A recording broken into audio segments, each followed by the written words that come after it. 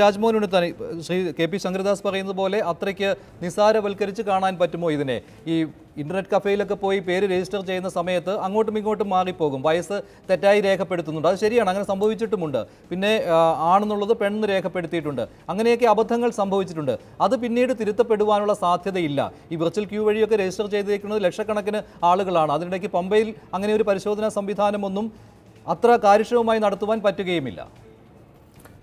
അല്ല, ശബരിമല ദേവസ്വം ബോർഡ് എന്ന് പറയുന്നത്, തിരുവിതാംകൂർ ദേവസ്വം ബോർഡ് എന്ന് പറയുന്നത് ഒരു സ്വയംഭരണ സ്ഥാപനമാണ്. ആ സ്വയംഭരണ സ്ഥാപനത്തിലെ ഒരു ബോർഡ് മെമ്പറായ ശ്രീ ശങ്കരദാസ് നേരത്തെ എന്താണ് പറഞ്ഞത് എന്നുള്ളത് നമ്മൾ കേൾക്കണം. ഈ വാർത്ത പുറത്തു വന്നപ്പോൾ ശങ്കരദാസിൻ്റെ ഇൻ്റർവ്യൂ ഞാൻ മിക്കവാറും എല്ലാ ചാനലിലും കണ്ടു. അദ്ദേഹം അതിശക്തമായി ഇതിനെ എതിർത്തുകൊണ്ട് സംസാരിച്ച ഒരാളാണ്. മാത്രമല്ല, ഈ സംസ്ഥാന സർക്കാരിൻ്റെ മെഗാഫോണായി ശബരിമലയിൽ പ്രവർത്തിക്കുന്ന രണ്ട് പേരാണ്. ഒന്ന് അദ്ദേഹത്തിൻ്റെ മകൻ ഹരിശങ്കറുണ്ട്, പിന്നെ ശങ്കരദാസുണ്ട്. അപ്പോൾ അവിടെ നടക്കുന്ന കാര്യങ്ങളെക്കുറിച്ച് സത്യസന്ധമായി നിങ്ങൾക്ക് എന്തെങ്കിലും അറിയണമെങ്കിൽ ദേവസ്വം ബോർഡ് പ്രസിഡന്റ് ശ്രീ പത്മകുമാറിനെ വിളിച്ച് ചോദിച്ചാലേ അറിയാൻ പറ്റൂ. ഈ ശങ്കരദാസ് എന്തു പറയുന്നോ ആ ശങ്കരദാസ് പറയുന്ന മുഴുവൻ പിണറായി വിജയൻ്റെ വാക്കുകളായിട്ട് വേണം കാണാൻ. പിണറായി വിജയൻ ശബരിമലയിൽ എന്ത് ഓപ്പറേറ്റ് ചെയ്തിട്ടുണ്ടോ അത് മുഴുവൻ ഓപ്പറേറ്റ് ചെയ്തത് ഈ ശങ്കരദാസിലൂടെയാണ്. അദ്ദേഹത്തിൻ്റെ മകൻ കോട്ടയം SP ഹരീഷ് ശങ്കറിലൂടെയാണ്. ഇവിടെ റഹീം പറഞ്ഞു, നിങ്ങൾ എന്തിനാ ഇത്രയും വ്യഗ്രത കാണിക്കുന്നു, അവിടെ ആളുകൾ കയറിയിട്ടില്ലെന്ന് വരുത്താൻ. അപ്പം ഞാൻ അതേ റഹീമിനോട് ചോദിക്കുന്നു, നിങ്ങൾ എന്തിനാ റഹീമെ ഇത്രയും വ്യഗ്രത കാണിക്കുന്നത്, അവിടെ 51 പേര് കയറി എന്ന് വരുത്താൻ? ഇപ്പോൾ ഇവർ കയറിയില്ലെന്ന് വരുത്താൻ വ്യഗ്രത കാണിക്കുമ്പോൾ കയറി എന്ന് വ്യഗ്രത വരുത്താൻ നിങ്ങൾ എന്തിനാ കാണിക്കുന്നത്? സുപ്രീം കോടതിയുടെ വിധി ഉണ്ടല്ലോ, ആ വിധി നിങ്ങൾക്കറിയാമല്ലോ, ഒരു ഡിക്ലറേറ്ററി ജഡ്ജ്മെൻ്റ് അല്ലേ, അതൊരു എക്സിക്യൂട്ടീവ് ജഡ്ജ്മെൻ്റ് ആണോ?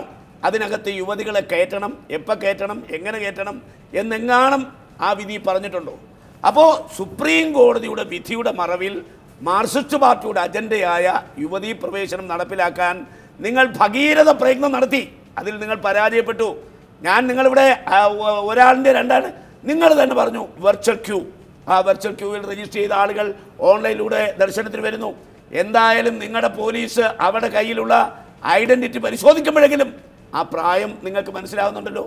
ആ പ്രായം മനസ്സിലാക്കിയാൽ സ്വാഭാവികമായി അത്തരം ആളുകൾ പ്രായം കഴിഞ്ഞവരാണെന്ന് അവർക്ക് ബോധ്യമായല്ലോ. അവർക്ക് ബോധ്യമായ ആർക്കാ ബോധ്യം? പോലീസിന്. ആ പോലീസ് അല്ലേ ഈ ലിസ്റ്റ് DGPക്ക് കൊടുത്തത്? അപ്പൊ DGP അല്ലേ ഈ ലിസ്റ്റ് സുപ്രീം കോടതി? റഹീം പറഞ്ഞു അങ്ങനെ പരിശോധിക്കാൻ പറ്റില്ല എന്നാണ്. പക്ഷെ ഞാൻ മനസ്സിലാക്കിയെടുത്തോളം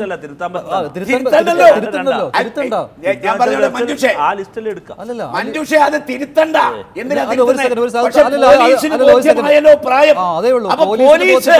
പോലീസ് മേളിലോട്ട് കൊടുത്തപ്പോ ആ പ്രായം അവർക്ക് പറയാമല്ലോ, 48 അല്ല 52 ആണെന്ന്. DGP ഈ പറയപ്പെടുന്ന ഓൺലൈൻ റെക്കോർഡിലെ അത് വെച്ചിട്ടാണല്ലോ കൊടുത്തതെന്ന് പറയും. പോലീസിന് ബോധ്യമായി. പോലീസ് പറയണം അവരുടെ ഡോക്യുമെന്റൽ എവിഡൻസ് അനുസരിച്ചിട്ട് അവർക്ക് 52 വയസ്സാണ്, 48 എന്നാണ് എഴുതിയിരിക്കുന്നത്. അപ്പൊ പിന്നെ ഈ ലിസ്റ്റ് എങ്ങനെ സുപ്രീം കോടതി കൊടുക്കും DGP? അപ്പൊ ഇതിപ്പോ നിങ്ങൾ പറഞ്ഞ ഞാൻ കുറെ പേരുകൾ പറയാം. ഷീല 52 വയസ്സ്, രേണുക 50 വയസ്സ്, ചക്രമ 53 വയസ്സ്, അതുപോലെ തന്നെ രേണുക മനോഹർ 50 വയസ്സ്, പിന്നെ ദസരി പത്മാവതി 55 വയസ്സ്. ഇതിനിടയ്ക്ക് ഒരാണ് ഇനിയുണ്ട്, പരംജ്യോതിയുടെ ഐഡന്റിറ്റി കാർഡിൽ പടം പോലും ആണിന്റെ പേര് മെയിൽ എന്നാണ്, എന്നിട്ട് അത് ഫീമെയിലാന്ന് പറഞ്ഞു. ഇത് വലിയ ഒരു ഗൂഢാലോചനയാണ്.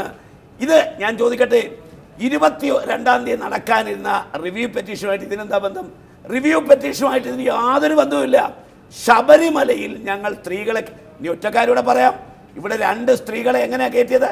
ആദ്യം അവരവിടെ വന്നു, അവരെ തിരിച്ചു വിട്ടു, 7 ദിവസം അവരെ ഒളിവിൽ പാർപ്പിച്ചു, അവർക്ക് ട്രെയിനിങ് കൊടുത്തു. മാത്രമല്ല നമ്മുടെ മുഴക്കുന്ന് ചന്ദ്രശേഖരൻ്റെ കൊലയാളികളെ ഒളിപ്പിച്ചു വെച്ച മുഴക്കുന്ന് അവിടുത്തെ SIA, അതുപോലെ കണ്ണൂർ ജില്ലാ പോലീസ് സൂപ്രണ്ട് ചില പോലീസുകാരെ ട്രെയിനിങ് കൊടുത്ത് ഇവിടെ കൊണ്ടുവന്നു. കേന്ദ്രമന്ത്രിമാരെ തടഞ്ഞെടുത്ത്, പ്രതിപക്ഷ നേതാവിനെ തടഞ്ഞെടുത്ത്, അതുപോലെ മുൻ മുഖ്യമന്ത്രിയെ തടഞ്ഞെടുത്ത്. ഈ സ്ത്രീകൾക്ക് യാതൊരു തടയുമില്ല. പമ്പയെ കൊണ്ടുപോയി ആംബുലൻസിൽ കിടത്തി ട്രിപ്പ് കൊടുത്തു. അതുപോലെ സ്വാമി അയ്യപ്പൻ റോഡിലൂടെ അവിടെ കൊണ്ടുപോയി. 51 പേരുടെ കാര്യത്തിൽ അങ്ങനെയൊന്നുമില്ല. അത് ഞാൻ പറഞ്ഞല്ലോ, അതല്ലേ ഞാൻ പറഞ്ഞത്. ആ 2 പേരെ കയറ്റി കഴിഞ്ഞ് പിറ്റേന്ന് സൂര്യപ്രകാശം വന്നപ്പോ മുഖ്യമന്ത്രി പറഞ്ഞു ഞങ്ങൾ 2 പേരെ കയറ്റി, പിന്നെ ഒരാളെ കൂടെ കയറ്റി. അപ്പൊ വെർച്വൽ ക്യൂ വഴി കയറിയ ആളുകളുടെ ലിസ്റ്റ് DGPക്ക് കിട്ടിയപ്പോ മുഖ്യമന്ത്രി അറിയല്ലോ, മുഖ്യമന്ത്രി പറയുമല്ലോ ഞങ്ങൾ 51 പേരെ വെർച്വൽ ക്യൂവിലൂടെ കയറ്റി, അവരെല്ലാം 10 വയസ്സിന് മുകളിൽ 50 വയസ്സിന് താഴെ പ്രായമുള്ളവരാന്ന്. എന്തേ RSSകാർ ഊടിപ്പിടിച്ച വാളിന്റെ നടുവിലൂടെ നെഞ്ചും വിരിച്ചു നടന്ന ഇരട്ടച്ചങ്കൻ മുഖ്യമന്ത്രി ഓൺലൈനിലൂടെ ഞങ്ങൾ 51 പേരെ കയറിയെന്ന് അത് പലതവണ മന്ത്രിമാരും ഒക്കെ പറഞ്ഞ കാര്യമാണ്. ഒന്നോ രണ്ടോ ഒന്നുമല്ല, ധാരാളം സ്ത്രീകൾ വന്നു പോയിട്ടുണ്ടായിരുന്നു. കേട്ടതാണല്ലോ. അത് പച്ചക്കള്ളം. ഇനി ഒറ്റക്കാരോട് പറയാം, അക്കാര്യമാണിത്. അക്കാര്യമാണ് ഈ 51 പേരുടെ പട്ടിക. അതാണ് ഈ 51 പേരുടെ പട്ടിക. കേരളത്തിൽ 3.5 കോടി ജനങ്ങളുണ്ട്. അതിൽ 1.25 കോടി ജനങ്ങൾ സ്ത്രീകളാണ്. 7564 പേരാണ് ഈ പറയുന്ന വെർച്വൽ ക്യൂവിൽ രജിസ്റ്റർ ചെയ്ത്. അത് മുഴുവൻ അന്യനാട്ടുകാരാണ്. തമിഴ്നാട്, കർണാടകം, ഗോവ, പോണ്ടിച്ചേരി, തെലുങ്കാന. കേരളീയർ ഈ 2 പേരാ കയറിയത്. ആരാ? ഈ പറയപ്പെടുന്ന ബിന്ദുവും കനകദുർഗയും.